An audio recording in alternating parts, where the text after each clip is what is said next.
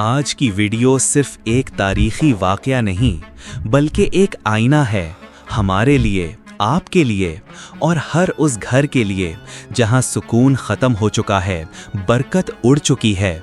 और वजह वही जो कौमे लूत ने की थी।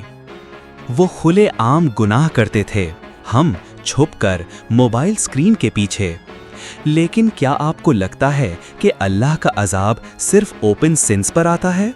नहीं, अल्लाह देखता है नीयत, आदत और मुसलसल नाफरमानी। कौमे लूत का जुर्म सिर्फ सेम सेक्स रिलेशन नहीं था। तबाही की असल वजह थी गुनाह पर फख्र करना और कभी ना रुकना।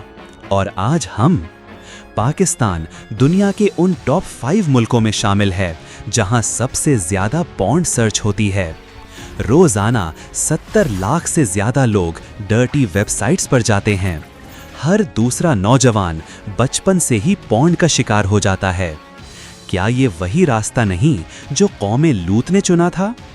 आज 12-13 साल के बच्चे भी पॉर्नोग्राफी देख रहे हैं और फिर कहते हैं दिल बेचैन है, दिमाग कमजोर हो रहा है, नींद नहीं आती, गुस्सा कंट्रोल में नहीं, रिश्तों में मोहब्बत खत्म हो चुकी है।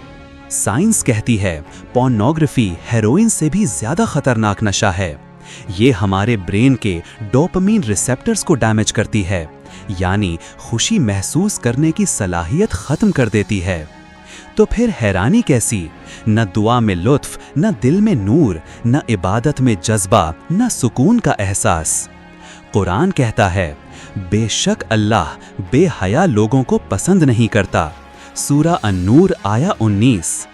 कौमे लूत का अजाब सिर्फ उनके लिए नहीं था बल्कि हर उस सोसाइटी के लिए वार्निंग थी जो उनके कदमों पर चलती है।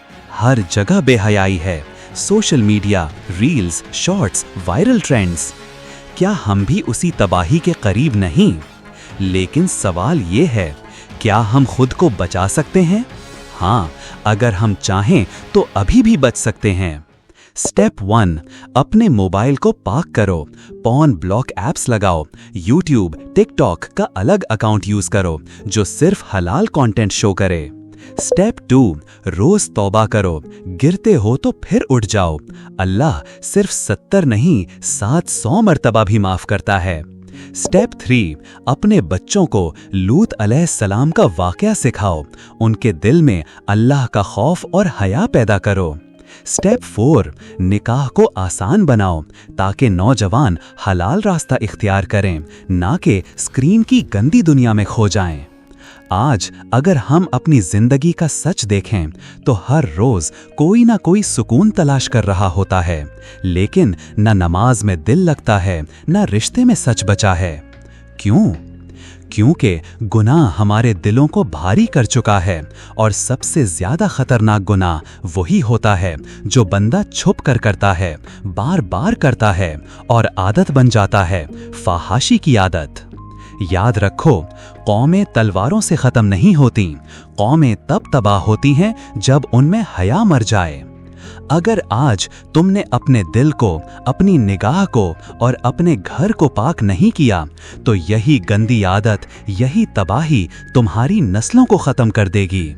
लेकिन अगर आज से, अभी से तुमने नियत कर ली कि तुम अपने आप को अल्लाह के लिए बदलना चाहते हो तो तुम जीत गए।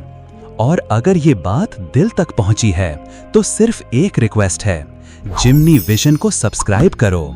ये सिर्फ एक चैनल नहीं, ये एक तहरीक है जो हमारे नौजवानों को गुमराही से निकालकर रोशनी की तरफ लाना चाहती है।